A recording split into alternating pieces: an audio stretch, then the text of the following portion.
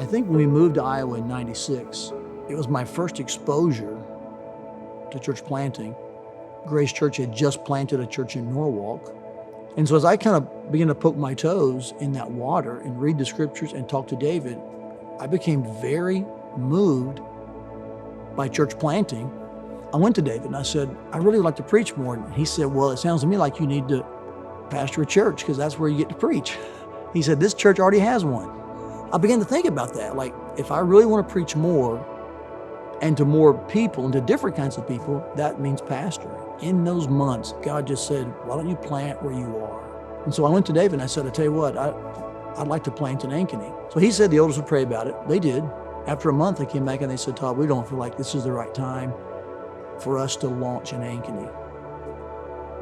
I just had to trust that. And Julie and I were convinced, like, well, God's going to open this door. I just don't know when.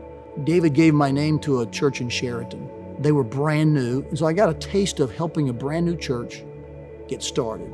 That morphed into then Grace West had just launched on the west side, a satellite of Grace Church. And David called me and he said, hey, do you think you could preach at Grace West? Everything in me wanted to say, it's your turn to hear no. That's what I wanted to say. But I had such a compulsion to preach that I said, I'd be happy to help you out.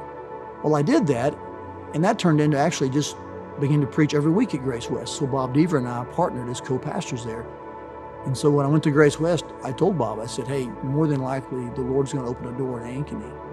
And I'm going to go there at some point. Just be aware of that. It all kind of seemed to culminate into this is where the Lord's leading us. So I think probably at that time is when it became a reality, like this is what God has ahead for us. I remember when Todd initially asked us, the idea of church planting was really foreign to me. I had just become a Christian just a couple years, 2 or 3 years before that. I remember praying about it, but I think we just put a lot of trust in God. We were at Grace Church, and I overheard Randy Hensel talking to somebody about this Todd Stiles was going to be starting this church in Ankeny.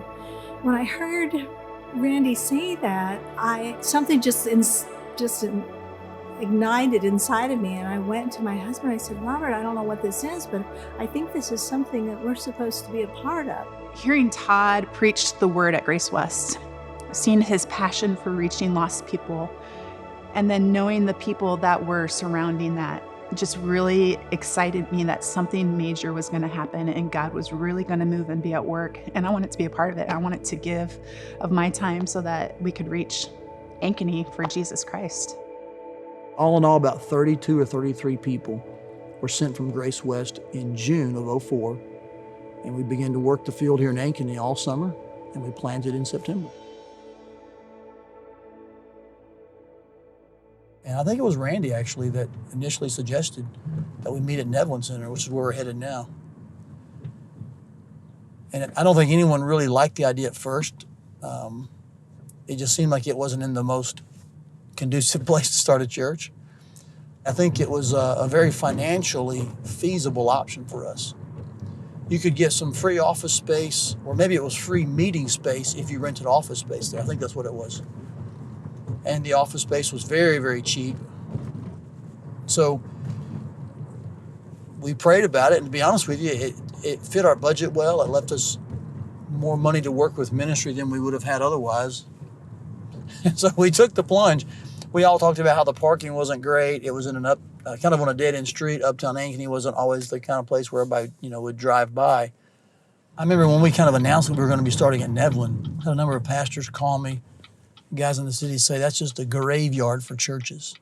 And he warned me, he said it could be a short-lived experience.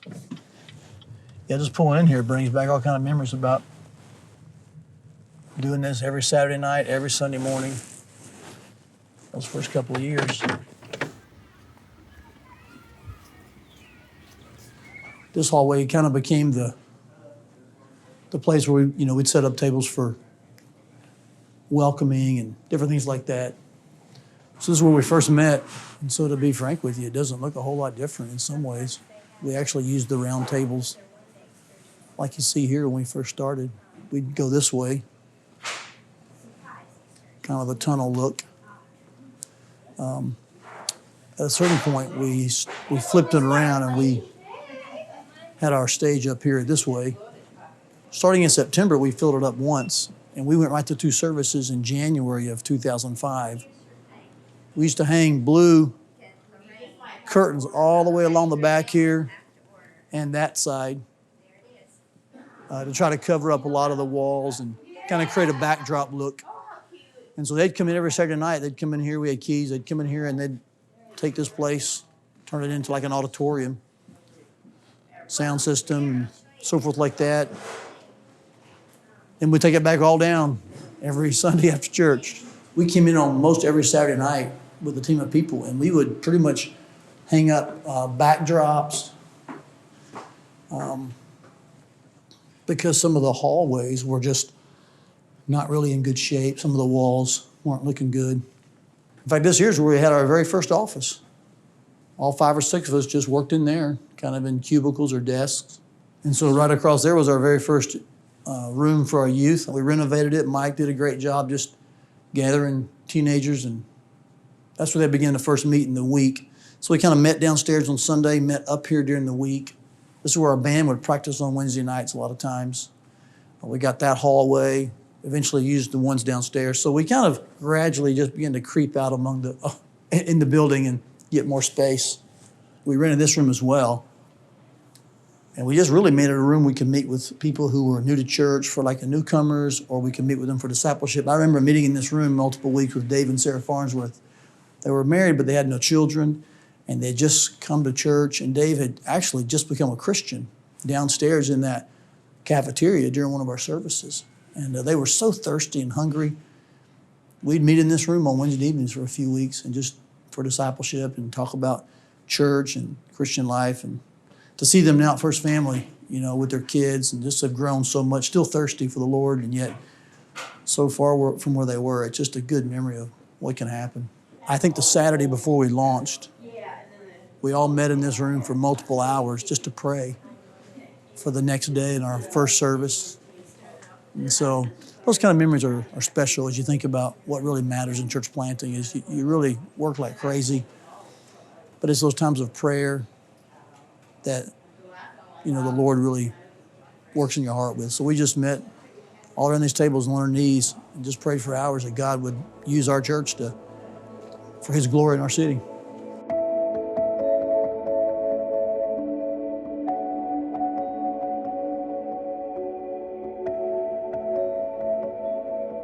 We were living in Ankeny. We just moved in 2000, and there was a big group that came through our neighborhood, and we were like, hey, First Family, let's check it out and just see where it goes from there. So, and obviously went to the Nevlin Center, and the service was Revelation, which for an unbeliever is one of these things where you're kind of like, I'm not sure how this is all fitting together, and hearing Revelation for the first time. But I think that, you know, what happened was Todd did just does a fantastic job of laying out the gospel really clearly. And for me, at least, that timing was perfect for me, because my eyes were open to it and my ears were listening and my heart was ready.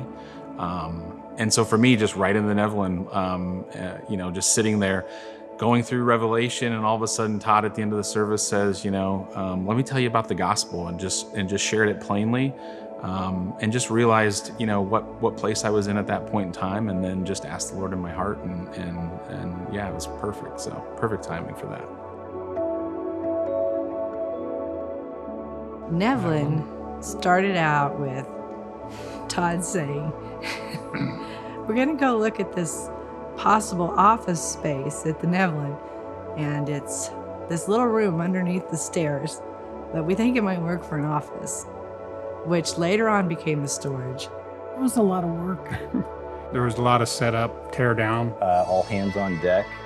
Literally everybody was involved in some fashion. You knew everybody's name. Yeah, everybody. And you knew if there was somebody new that week. Yeah, but it was exciting. It was a lot of fun, a lot of work, but you had no choice but to really be heavily invested. in what was going on.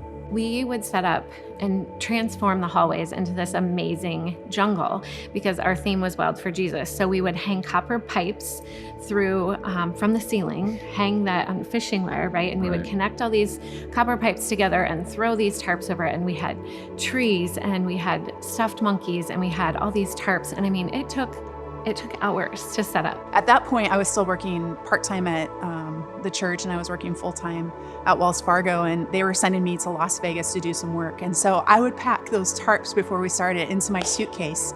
And the hotel at night, I would unroll those tarps and then just sit and paint at night because I wasn't going gambling and stuff like that. But I would sit in my hotel room and just work on those canvases. And it was a labor of love, that's for sure. But I even remember just the people who were so behind it and so excited that every week, week in and week out, they would come early and hang those silly canvases up every week. It was awesome. And those kids came in and even the adults came in and it was just this amazing place. And so it was awesome. It was just like such this huge God thing. It was actually kind of fun because you work alongside this small group of people all the time, and it was just a lot of fun to be able to get to know them and to spend more time with people. And like when Aaron, I mean, he played the drums starting off and it was like totally outside of his comfort zone, but he was willing to do it. And just to be able to step outside of your comfort zone and do things that you might not normally be willing to do, but you knew that that's what you were supposed to be doing. And so it was just a lot of fun to do that. We had all the round tables that, everybody sat at, like at a dinner table. You were sitting with friends. Well, I'd have to say it was kind of strange coming from the traditional church where we had been before, coming in and there were the round tables set up with the chairs. That was just different for us, and it was a good thing because you actually felt a better connection with the people that you were sitting with. You got to know people a lot better. You're walking into what would be an old school building, so everything feels old and sterile, but then the opportunity to go in there and bring things to life. I just remember one service, two services, setting up speakers and bringing it to life was so exciting. And the opportunity we had of bringing the youth group together and taking a space that was ugly and really painting it and putting a cafe up there and making it like a youth space, that was just fun. It wasn't about anything that we had because we didn't have anything. Nothing was our own. We didn't have a church. It was just the rawness of people coming together, and it was just such an authentic environment.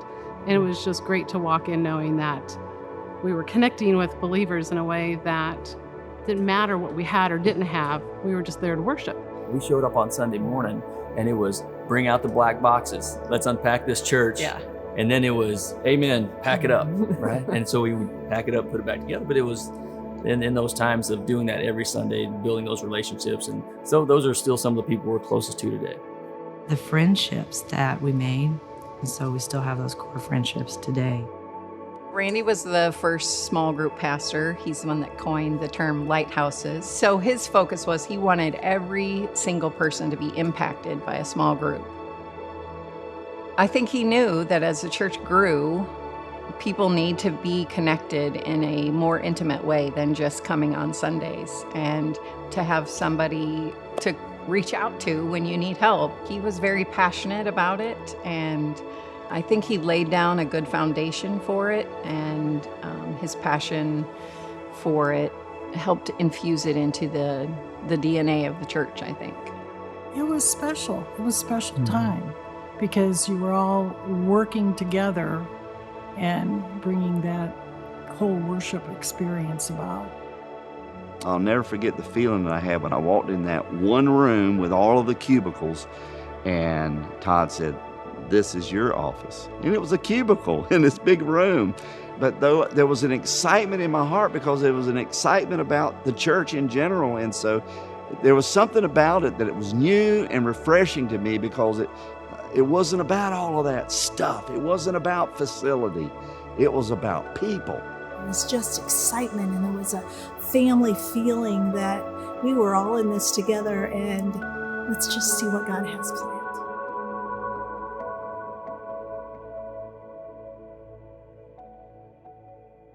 We met as elders to talk about maybe where the best place is to go next for space. We weren't sure we want to do 3 services here. We were filling it up twice. And so we wanted to find a bigger venue for Easter for 2006. ACA was on the table, and we thought, let's just ask them. They agreed to let us rent their facility for Easter. Make a long story shorter, we felt like if it went well, we would just go ahead and start meeting at ACA the week after Easter. We'd kind of surprise our people with that, in fact. And it went great, 2 services, a lot more space. The children's ministry areas was definitely a step up in a lot of ways, a lot less setup in some ways. And so we told the people, hey, starting next week, we're going to meet right back here. And so that really ended our time at Nevlin as far as meeting there on a weekly basis for church. We began meeting at Ankeny Christian Academy Easter of 2006. Once we got started at ACA, we had to leave ACA while they made some repairs. And so there was a 9-month stretch in which we met at Parkview, but we didn't know that till a Thursday. And we had to be out. We had to meet the very next Sunday somewhere. We got told that, you can't meet this week. We've got some repairs we got to do suddenly. So we met right here at Parkview Middle School. We were thinking to be about a month, to be honest with you. But it ended up being 9 months. And I'd say out of the 15 years of pastoring here, the 9 months here were the hardest, but these 9 months really showed us who was in and who wasn't. I don't know that we grew a lot here, maybe a few people, but we didn't lose anybody. And I think at Parkview, when the setup became even more difficult than Nevlin, people put their feet down and just said, hey, we're in, no matter how difficult it may get. So while we were here at Parkview, all of our stuff was at Ankeny Christian where it was stored. So we had to get it out of storage at Ankeny Christian into a trailer, bring it over here, unload that trailer, and set up here. And then when we got done, we had to load it from here back into the trailer, and then from the trailer back into storage at ACA. So we didn't leave it in a trailer. We had storage already. So it just seemed like double work. But those tests, you look back, those tests, they're good for you. Yeah, so this was, can you imagine coming from that small little place at Nevlin Center, that small gathering area, and having a large space. This seemed like massive to us then. It seemed so much more fresh and inviting.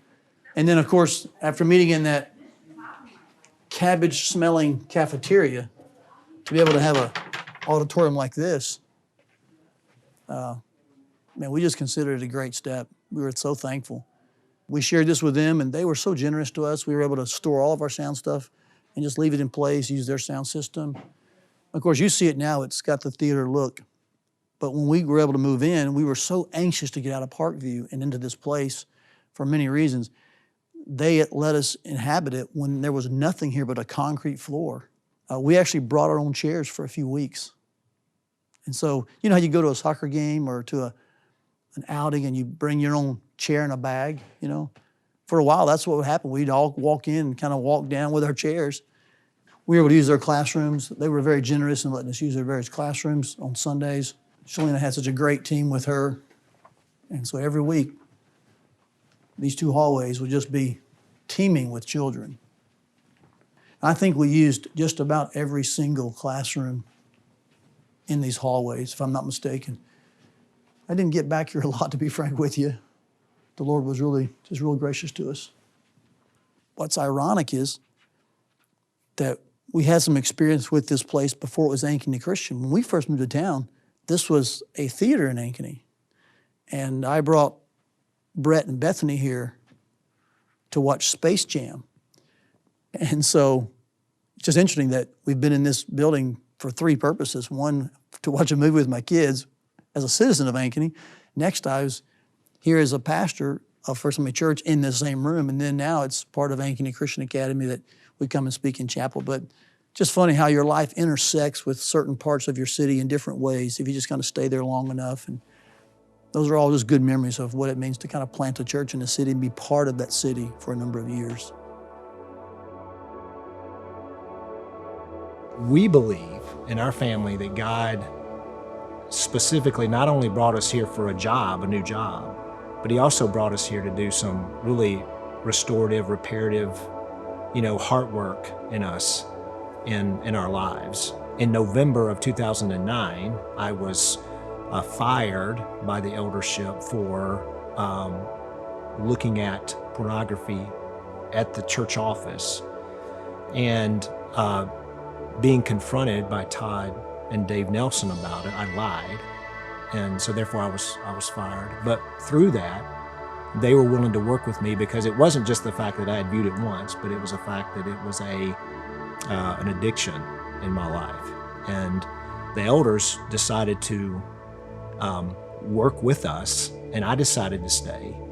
And our biggest belief during that time was that God brought us from 16 hours from Winston-Salem, North Carolina, to Ankeny, and everything just really worked out according to his plan for us to be here. So why would we now, going through this tough time, why would we turn around and go back? It's made our marriage stronger. It's made our relationships with the people here stronger. At first, it's embarrassing. At first, it's weird. At first, it's like, are you ever going to get through this? But in this case, staying through it and sticking through it, it was just the best thing that's really ever happened to us.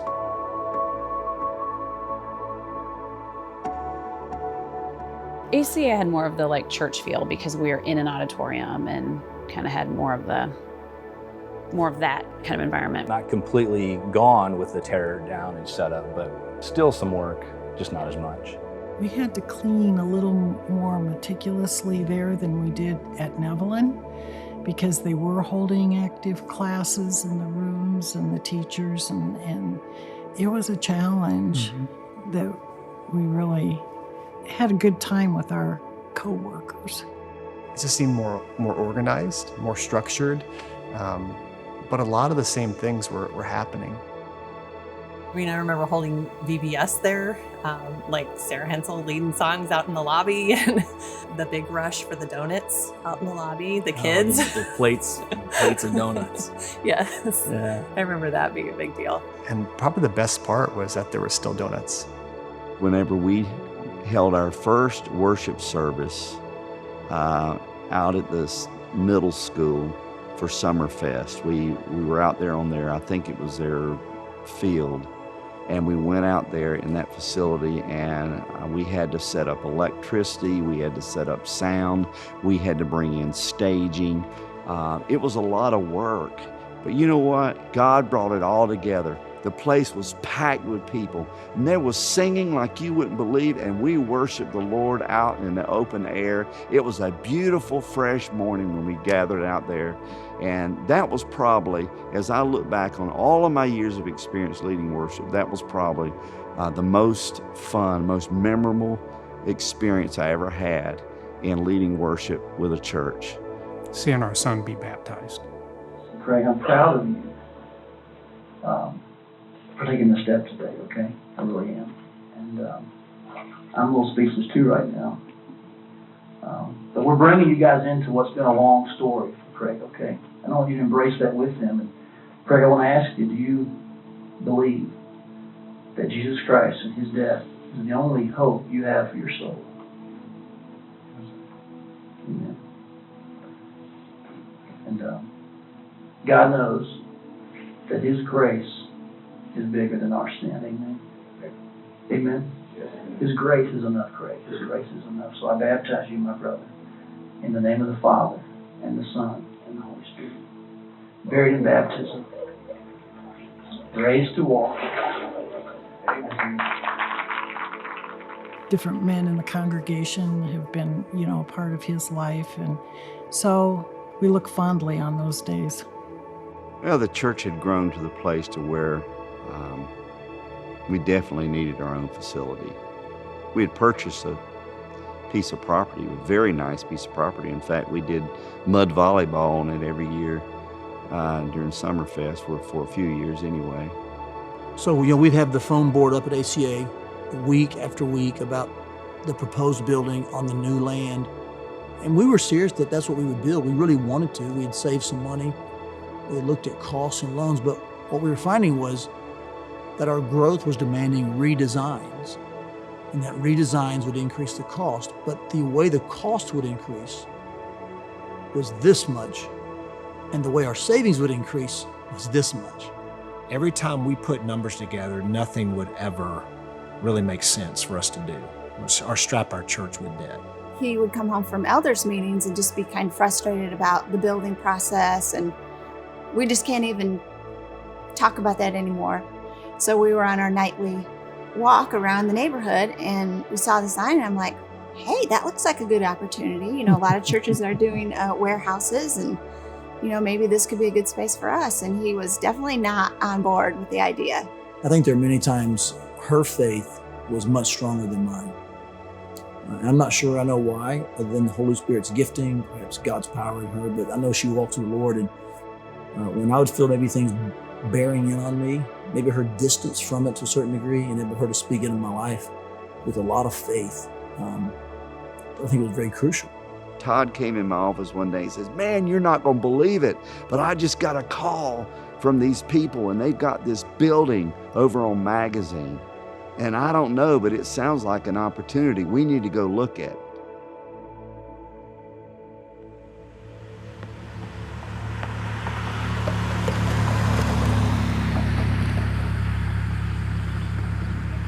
Initially, once we close, we'll utilize this area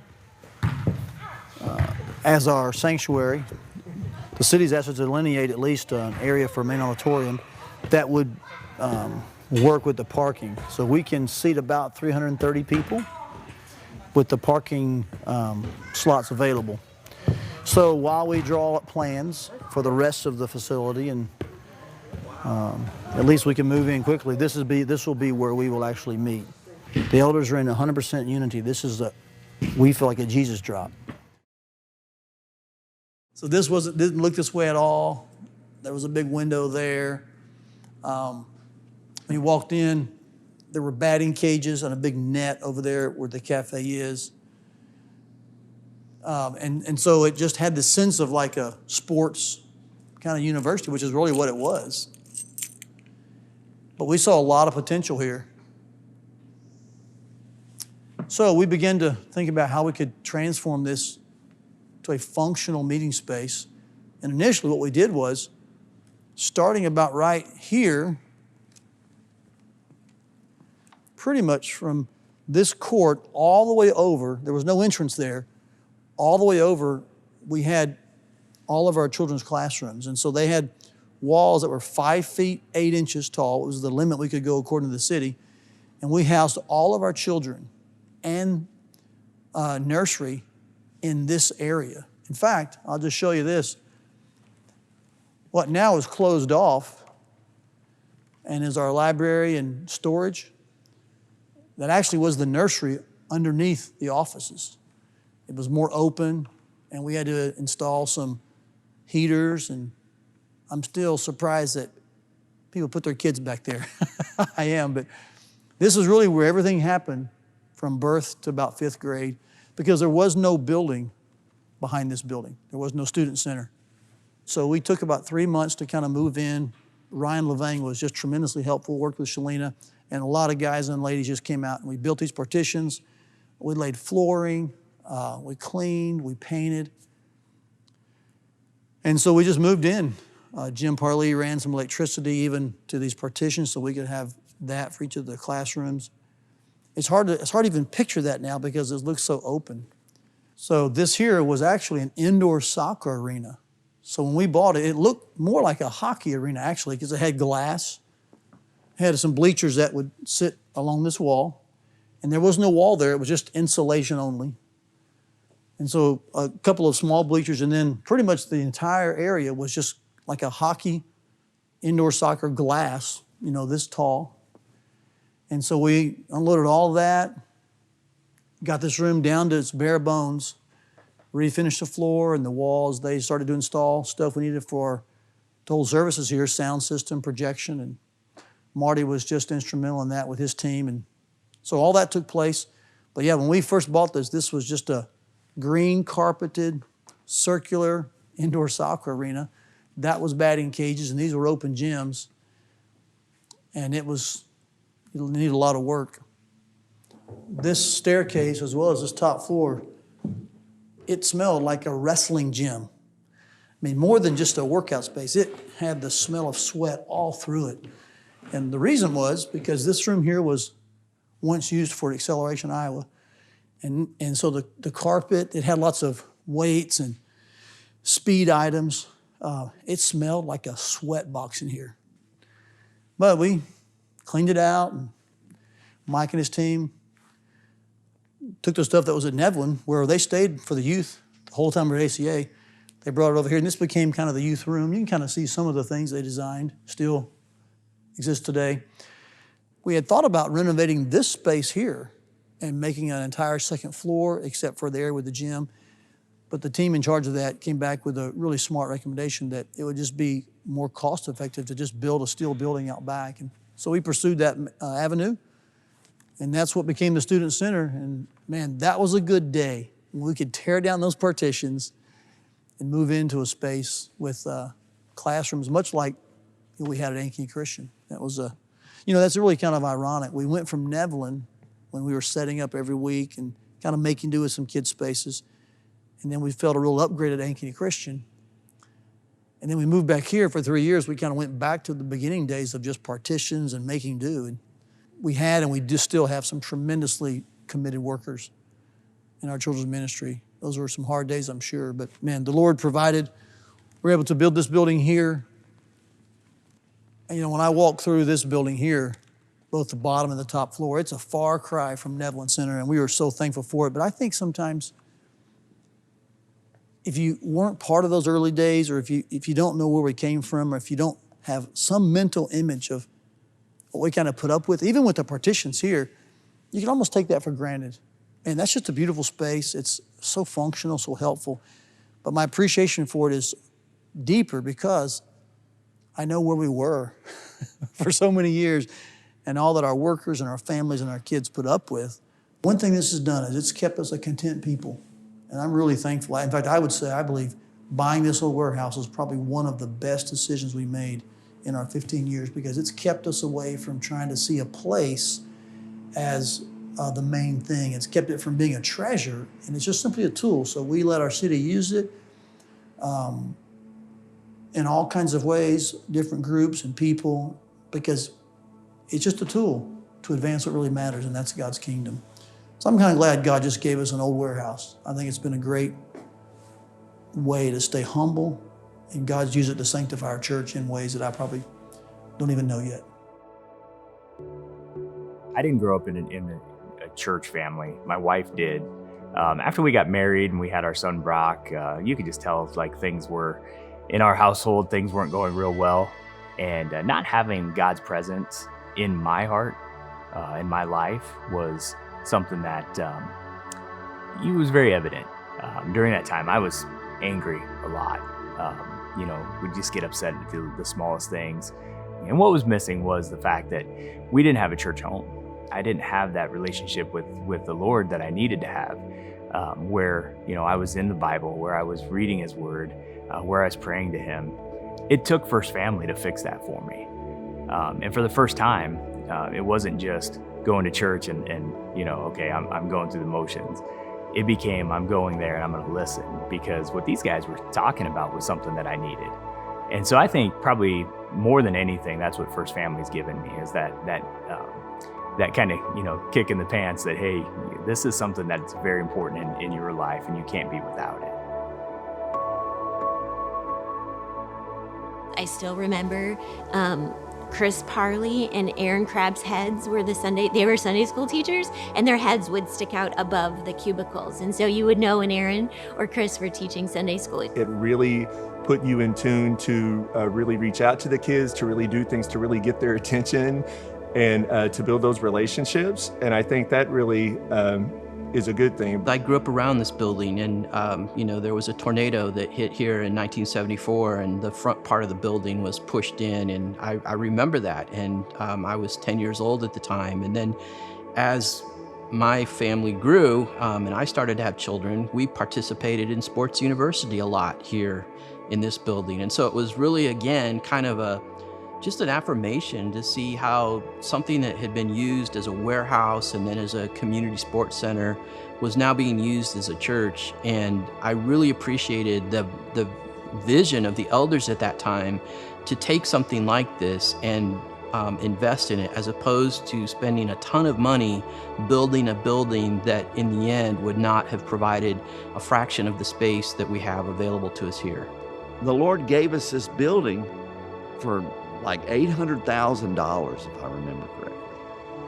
And that was a song compared to the square feet and the facility and the potential for remodeling. And with everything that we could do here, we knew that immediately we could make a few changes and move the church in here, and we could continue to grow this church. There's no other way to explain that except God orchestrating that, and just laying that out and seeing that, and I mean, how could you look at a facility that's meant for sports that you could make it into a church, but it's worked perfect, and it's allowed for great opportunities for different ministries. And so it's been really cool to see that.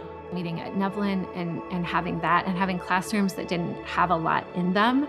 And then we went to Parkview, and then even when we came here, we didn't have a ceiling. We had, partitioned walls.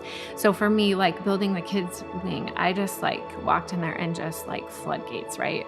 But man, it was amazing to have this beautiful building with different classrooms and toys in them and everything we need. And it was awesome. It was just such this huge God thing. Yeah, that was cool. So much excitement and just energy about this new youth room being open and ready for the students, but it was a work in progress. And I remember specifically RJ had one night where he just asked as many handymen, skilled workers, or anybody who could paint to just show up and to get the youth room done. And I remember being the youth guy who'd be using that room primarily, showing up and just seeing that room filled with people. It was so rewarding because of the relationships that were built, to see these people love God and love our students and want that facility open for them. I don't look back on it and think, whoa, that was a lot of work, and I can't believe we got this building that is so not like a church building. I look back on it thinking, wow, our church body is amazing. Come and celebrate, grow, and serve. And I think that theme just has carried on from the beginning. Never once did I ever call a person and not have help. Never once did I have to go to Todd and say, I couldn't find anybody. Serving is one thing that we look forward to and we enjoy doing regularly. I felt challenged here where there's been so many opportunities where sometimes it's like, you know what, why not step up? Because this sounds like me. And I think this is something that our church has always done. VBS, I'm really tired. It's the fourth night, Yeah. But you do it because you want to see those people or those kids just know that Jesus loves them. What's central then and what's central now is the gospel and the Great Commission of taking the gospel. And that's one of the things I see that hasn't changed, the message that First Family has for its community and the world. The gospel is preached consistently every single week, regardless if Todd's the one up there. The core is always the same. And I think to do that over 15 years is definitely a God thing. And so we have stayed true to the supremacy of Scripture, that God will use His word to change people's lives. Small groups are where the family happens at First Family. A lot of churches have small groups that are a part of their ministry, but it's not really a pillar aspect. And here it has been from the beginning, and it continues to this day. We really see the church family as our family, brothers and sisters and really close friends. Getting to know people and being authentic with people and living life alongside them. It's a family, and you have all of the privileges and challenges that come with being part of a family. People that we know really well, and our kids are really good friends with their kids, and just how they've become like family to us. This church has just been our family. Been a family to our kids. It's been our kids, pseudo-grandparents. It's just like our family. There's been so many people that have just accepted us and welcomed us as part of their family. We have lived some really hard things with people in this church. You see a lot of prayers that maybe aren't answered right away, other prayers that are answered right away. He just puts you in a place to be with those people and live with those people and to walk through that with them, regardless of what that looks like. And so you don't jump ship on your family, right? When my husband was killed, First Family really came along beside me and really took care of our family for a while. You just aren't ever alone. Not only can we build each other up, but we can encourage one another, but then also we can urge each other forward. And First Family does that. It was just family. You felt like people were family.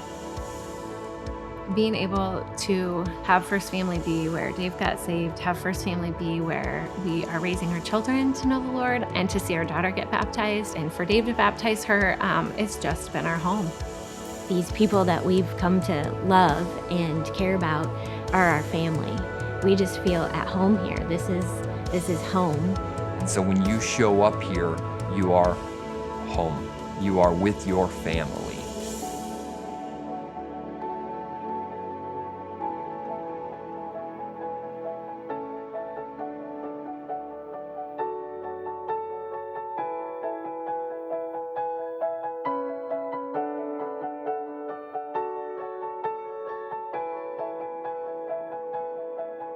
My favorite story is one that's repeated. It happened in the early days and it happened just a couple of weeks ago.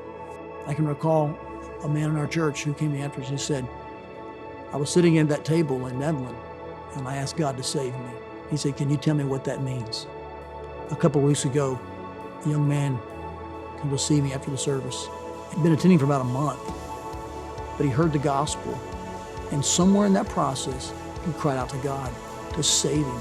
He said, I believe the truth about Jesus and who he is and what he did, and I trust Jesus only for my salvation. God does that. He changes people. People that hear the gospel, repent, trust, and God saves them, and then their life is totally transformed. Man, let's just ask God for more of that in the next 15 years.